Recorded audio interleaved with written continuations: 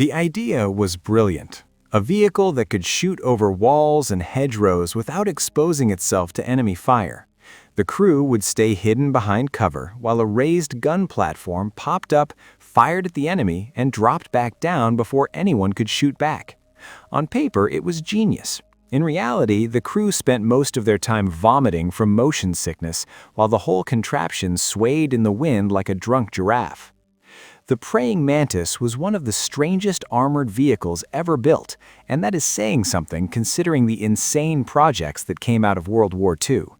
The British Army actually tested this thing and seriously considered using it in combat. What they discovered was that some problems cannot be solved by making a tank stand up on its hind legs. The problem the praying mantis was designed to solve was real and serious. Infantry and tanks attacking fortified positions had to expose themselves to shoot at the enemy. You had to see your target to hit it, which meant the enemy could see you too. Soldiers died every day because they had to peek over walls or around corners to fire their weapons. Whoever shot first usually won, and defenders with prepared positions had a massive advantage. British engineers started thinking about ways to shoot without being seen. What if a vehicle could stay completely behind a wall while only the guns poked over the top? The vehicle itself would be protected by the wall, and only a small gun platform would be exposed. Even if the enemy hit the gun platform, the crew and engine would be safe below. It was the same concept as a soldier raising his rifle over a trench without looking, but mechanized and more accurate. The solution they designed looked like something from a fever dream. Take a small tracked carrier, the universal carrier that the British used for everything. Now attach a giant metal arm to the front that can raise up like a praying mantis lifting its head. Put a small armored cabin on top of that arm with 2 Bren light machine guns. One crew member drives the carrier while staying low, the other crew member rides in the elevated cabin and does the shooting. Raise the arm to fire over obstacles, lower it to move or hide. The engineering required to make this work was actually impressive. The arm had to be strong enough to support an armored cabin with a person inside, plus 2 machine guns and ammunition. It had to raise and lower smoothly enough that the gunner could aim accurately. It needed enough armor to protect the gunner from small arms fire. And it all had to fit on a small carrier that could maneuver through the narrow lanes and hedgerow country where it would be used. The prototype was completed in 1943, and it actually worked mechanically. The arm raised and lowered as designed. The cabin provided some protection for the gunner. The guns could traverse and fire. From a pure engineering standpoint, the praying mantis did exactly what it was supposed to do. British engineers had successfully built a tank that could stand up. The problems started when humans had to actually use it. The first issue was stability. When the arm was raised, the entire vehicle became extremely top-heavy. The center of gravity shifted dramatically upward, making the whole thing want to tip over. Any slope or uneven ground became dangerous. The gunner sitting 3 meters in the air could feel every tiny movement of the vehicle below, amplified into a sickening sway. The second issue was worse. The raised cabin swayed constantly, even when the vehicle was stationary. Wind pushed against the elevated box. The arm flexed slightly under the weight. The gunner was essentially sitting in a small metal room on top of a flexible pole, feeling every vibration and movement magnified several times over. It was like trying to aim a rifle while standing on a small boat in choppy water. And this is where the vomiting started. Motion sickness is caused by a mismatch between what your eyes see and what your inner ear feels. The gunner's eyes saw the world swaying back and forth, but his inner ear was detecting complex movements in multiple directions simultaneously. The result was inevitable. Test crews reported severe nausea within minutes of the cabin being raised. Extended testing became impossible because the gunners were too busy being sick to actually shoot at anything. The British Army tried several modifications to reduce the swaying. They stiffened the arm mechanism. They added counterweights. They experimented with different raising speeds and operating procedures. Nothing worked well enough. The fundamental physics of putting a heavy box on top of a long arm attached to a small vehicle meant that swaying was unavoidable. The only way to eliminate the problem was to not raise the arm at all, which defeated the entire purpose.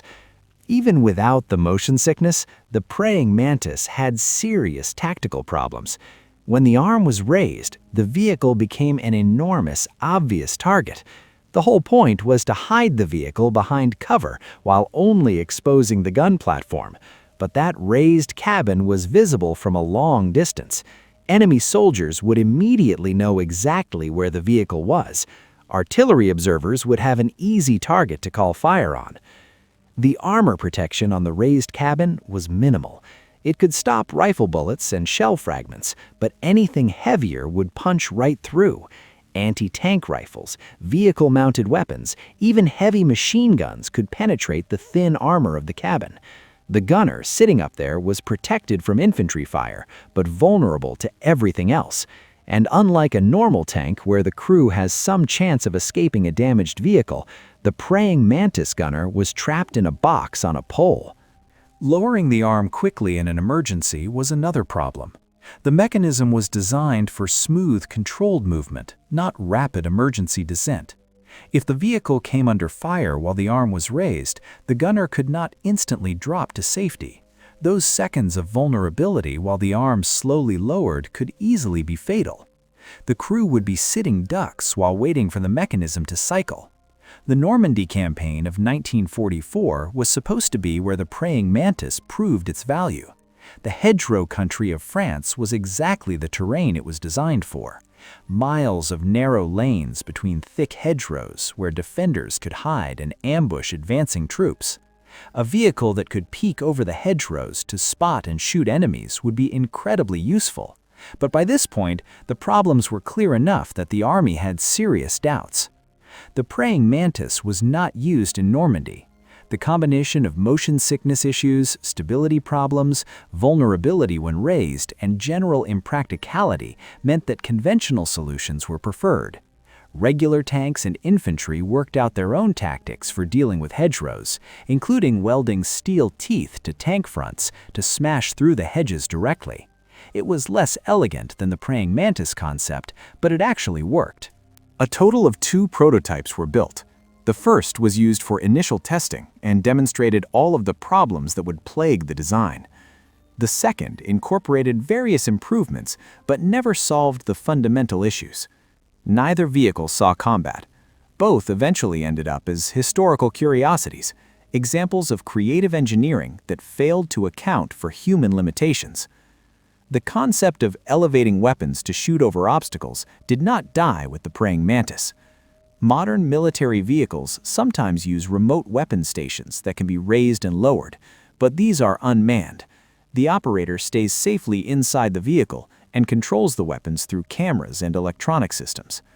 This eliminates the motion sickness problem entirely because no human has to ride in the elevated platform. The story of the praying mantis illustrates an important principle in weapons design. A brilliant concept that ignores human factors will fail no matter how well engineered it is. The British engineers who designed this vehicle were not stupid. They solved genuine technical challenges and created something that worked mechanically. But they did not adequately consider what it would be like for a person to actually use their creation in combat conditions. The vehicle sits today in the Bovington Tank Museum in England, one of the strangest exhibits in a collection full of strange machines. Visitors look at it and immediately understand both why someone thought it was a good idea and why it failed. The praying mantis insect is a successful predator because it can strike from an unexpected angle. The praying mantis vehicle tried to give soldiers the same advantage, but discovered that humans are not insects. Some ideas that work in nature do not translate to machines, especially when those machines make their operators physically ill.